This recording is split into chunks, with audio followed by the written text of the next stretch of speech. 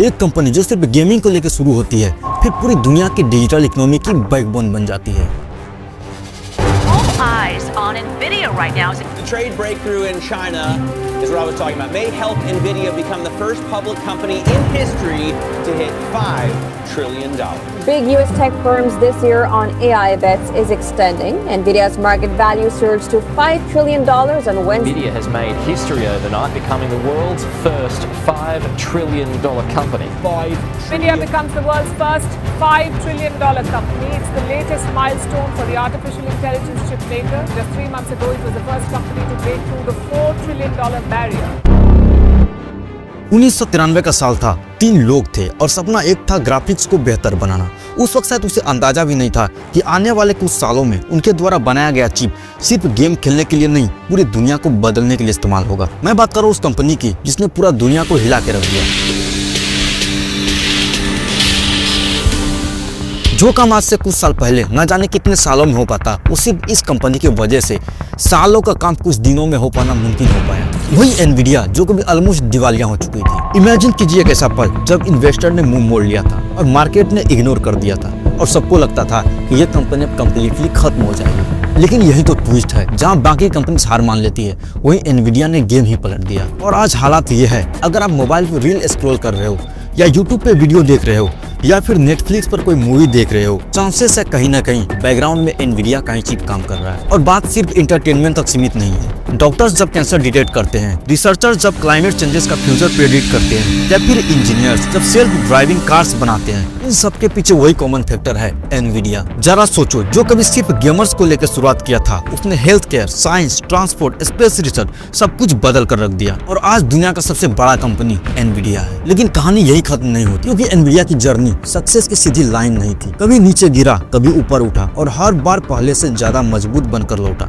और यही रीजन है कि एनवीडिया सिर्फ एक कंपनी नहीं, बल्कि एक कंप्लीट केस स्टडी है। एक ऐसा लर्निंग जो हमें सिखाती है कि विजन क्या होता है, पेशेंट क्या होता है और रिस्क लेकर दुनिया बदलने का असली मतलब क्या होता है।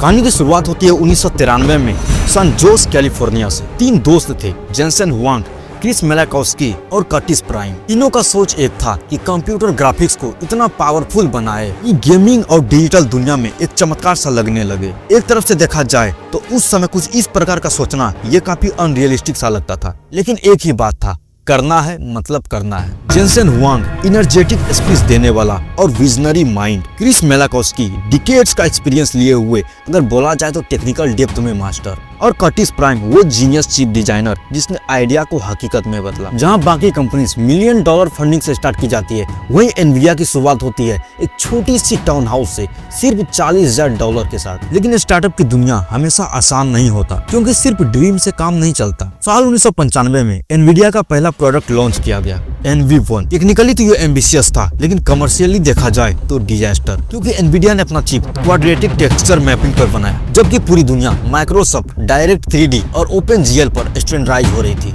उस समय यह कार्ड सिर्फ ग्राफिक तक सीमित नहीं था, इसमें 2D 3D ग्राफिक्स, ऑडियो और यहाँ तक सेगा सैटर्न जैसे गेम सपोर्ट भी शामिल था। मतलब एक ही चिप में सब कुछ डाल दिया, मतलब छोटा पैक बड़ा धमाका। लेकिन जो बात इसे सबसे अलग बनाती थी, वही इसकी सबसे बड़ी कमजोरी साबित हुई, क्योंकि एनवीडिया ने इस कार्ड को ट्रायंगल्स की बजाय कर्व्ड सरफेस पर बनाया, जबकि पूरा गेमिंग इंडस्ट्री माइक्रोसॉफ्ट के डायरेक्ट एक्स के साथ ट्रायंगल्स पर शिफ्ट कर चुका था। और नतीजा ये हुआ कि NV1 ज्यादातर गेम्स के साथ कंपैटिबल ही नहीं था, इसलिए डेवलपर्स ने इसे अपनाने से इनकार कर दिया। और फिर होना क्या था, 3D FX और ATI जैसी कंपनी ने मार्केट पर पूरी तरह से कब्जा कर लिया। मार्केट के रिजेक्शन के बाद सेल ऑलमोस्ट 0 हो गया और हालात इतना बुरा हुआ कि 100 एम्प्लॉय में से सिर्फ 30 एम्प्लॉय बचे और कंपनी बैंकरप्टी के कगार पर आ गया। इमेजिन करो, कुछ और कदम और एनवीडिया पूरी तरह से खत्म। लेकिन यही आया सबसे पहला बड़ा पिवट। साल 1997 में एनवीडिया ने लॉन्च किया रीवा 128, जिसे कंपनी का पहला बड़ा कमर्शियल सक्सेस माना जाता है। यही वो समय था जब एनवीडिया अपने प्रोडक्ट NV1 की असफलता से उबरने का कोशिश कर रहा था। NV1 के फेलियर ने एनवीडिया को समझा दिया था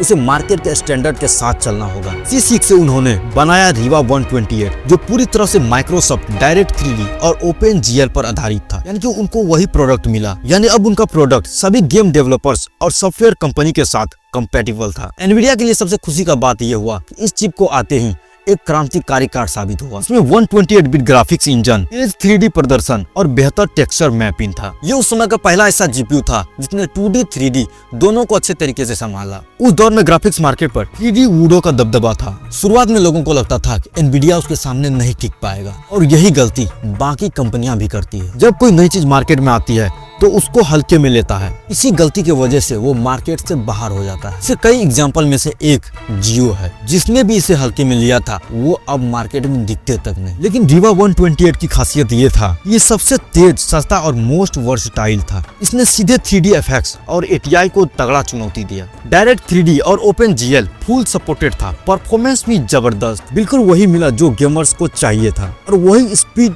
वही कंपैटिबिलिटी। इसकी सफलता ने एनवीडिया को पहली बार भरोसा दिलाया कि वो अब इंडस्ट्री में टिक सकता है, और साथ ही इन्वेस्टर्स का भी विश्वास जीता। और नतीजा ये हुआ, सिर्फ 4 महीने में 1 मिलियन यूनिट से भी ज्यादा सेल हो गया। एनवीडिया ने साबित किया सर्वाइवल सिर्फ स्ट्रॉन्ग टेक्नोलॉजी से नहीं, बल्कि एक सही इकोसिस्टम को भी पकड़ना जरूरी है, जिसने एनवीडिया को टेक्नोलॉजी की दुनिया का बादशाह बना दिया। लेकिन असली धमाका साल 1999 में हुआ। एनवीडिया ने दुनिया के सामने लॉन्च किया GeForce 256, दुनिया का पहला जीपीयू। पहली बार ग्राफिक चिप्स खुद ट्रांसफॉर्म और लाइटिंग प्रोसेस करना शुरू किया। मतलब सीपीयू को पूरी तरह से फ्री कर दिया कॉम्प्लेक्स कैलकुलेशन से। पहले सारे काम सीपीयू ही संभालता था, जिसकी वजह से गेम्स और ज्यादा स्मूथ और रियल लगने लगा। और गेमिंग इंडस्ट्री में ये चमत्कार से बिल्कुल कम नहीं था। उस टाइम का सबसे फेमस गेम वर्क अरीना अब सिनेमेटिक लगने लगा। और सबसे बड़ा इम्पैक्ट, एनवीडिया ने प्रोडक्ट नहीं बनाया, बल्कि उन्होंने एक नया कैटेगरी ही बना दिया। जीपीयू नाम आज हर एक टेक लवर की जुबान पर है, जिसकी शुरुआत GeForce 256 से ही हुई है। लेकिन जेनसन हुआंग की नजर सिर्फ गेम पर ही नहीं था। वो जानते थे जीपीयू की असली ताकत सिर्फ ग्राफिक्स तक लिमिटेड रखना सही नहीं होगा। और उन्होंने एक एनालॉजी दिया कि जीपीयू एक कार है जो तेज तो है, लेकिन एक बार में एक ही काम कर सकता है। लेकिन जीपीयू हजारों छोटी छोटी डिलीवरी वैन्स है जो एक साथ लाखों काम कर सकता है। और यही कॉन्सेप्ट था